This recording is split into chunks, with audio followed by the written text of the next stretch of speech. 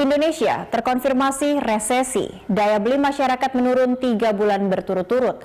Sementara pemerintah telah mengeluarkan dana 304 triliun rupiah untuk pandemi COVID-19 hingga September ini. Kuartal kedua 2020, perekonomian Indonesia mengalami kontraksi 5,3%. Menteri Keuangan Sri Mulyani Indrawati menyampaikan proyeksi pemerintah pertumbuhan ekonomi di kuartal ketiga 2020 berada di rentang minus 2,8% hingga minus 1%. Ekonomi sepanjang tahun 2020 diprediksi ambles minus 0,6%, bahkan bisa hingga kontraksi 1,7%. Badan Pusat Statistik BPS menyebutkan pada September 2020 Indonesia mengalami deflasi 0,05% dibandingkan bulan sebelumnya. Kemudian deflasi bulanan pada Juli dan Agustus secara berturut-turut sebesar 0,1% dan 0,05%. Ini artinya deflasi atau indeks harga konsumsi Indonesia menurun sepanjang Juli sampai September 2020. Kepala BPS Suharyanto mengatakan deflasi selama 3 bulan berturut-turut menandakan daya beli masyarakat sepanjang triwulan ketiga 2020 masih sangat lemah. Ini sejalan dengan tren menurunnya inflasi inti tahunan sejak Maret hingga September 2020. Deflasi sepanjang 3 bulan berturut-turut terakhir kali terjadi di tahun 1999. Saat itu Indonesia bahkan mengalami tren deflasi yang lebih panjang, yakni sejak Maret hingga September 1999.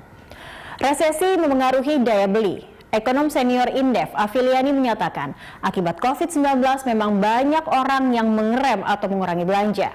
Permintaan menurun dan pengusaha harus bersiasat selain efisiensi. Apalagi yang harus dilakukan?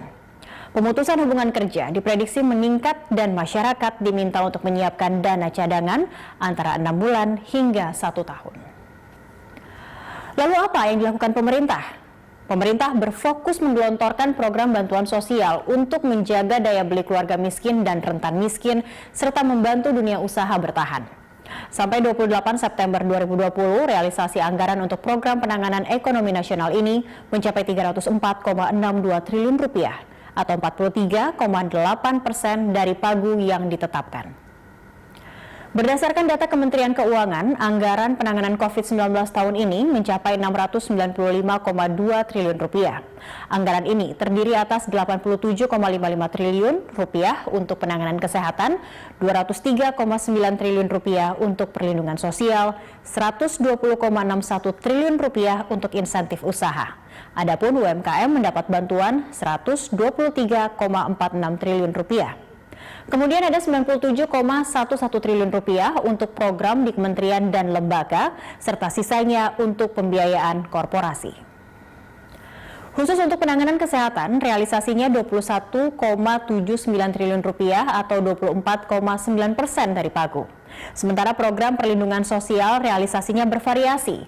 Realisasi tercepat adalah program Keluarga Harapan yang sudah tersalurkan 36,3 triliun rupiah. Atau 97% untuk 10 juta rumah tangga sasaran. Realisasi program Kartu Sembako adalah 31,9 triliun rupiah atau 73,17% untuk 19,4 juta rumah tangga sasaran. Adapun realisasi program bantuan sosial untuk warga di Jabodetabek dan luar Jabodetabek adalah 29,2 triliun rupiah atau 74,6% untuk 10,9 juta rumah tangga, serta realisasi program Kartu Prakerja 19,46 triliun rupiah atau 97,3% untuk 5,48 juta penerima.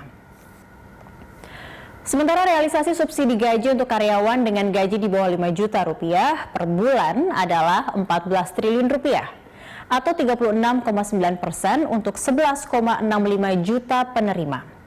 Program padat karya di kementerian dan lembaga realisasinya 12,76 triliun rupiah atau 69,35% untuk 1,97 juta orang.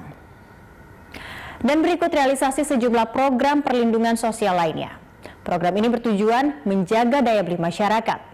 Pertimbangannya, 56% produk domestik bruto nasional disumbang oleh konsumsi rumah tangga.